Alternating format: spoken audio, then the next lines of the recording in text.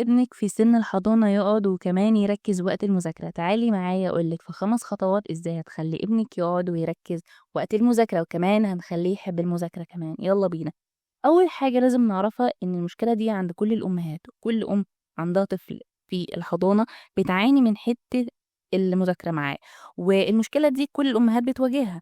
الطفل بييجي تقول له تعالَ اقعد ذاكر، يا يقوم يلعب، يا يقعد 5 دقايق ويقوم برضه يلعب تاني.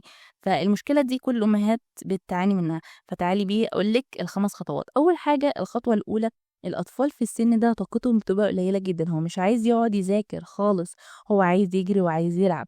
طيب فإحنا نعمل إيه؟ أول حاجة لمّا نيجي نقعّده على المذاكرة هنذاكر له مثلًا نقعد ربع ساعة وليكن ونخلّيه يلعب شوية، عشان كده هتضمني إن طفلِك هيقعد ويركّز وما يزهقش، لإنه عارف بعد الربع ساعة اللي هنذاكرها دي في شوية لعب، طبعًا ده هيحمّسه جدًا. النقطة التانية في الحضانة، شوفي الطفل بيتعلّم إزاي في الحضانة. أنتِ لو لقيتِ دلوقتي الطرق الحديثة هتلاقي الطفل بيتعلّم باللعب. يعني إيه؟ يعني بيجيبي له أنتِ مثلًا دلوقتي عايزة تذاكري له حرف الباء، حرف الميم، حرف النون، أيًا كان الحرف، هتلوّني له الحرف وتغنوا أغنية للحرف. ده هيخلّي إيه، إن هو يحس إن هي لعبة مش مذاكرة، مش مجرد مذاكرة وروتين وإن هي حاجة صعبة ورخمة، لأ، دي لعبة وجميلة.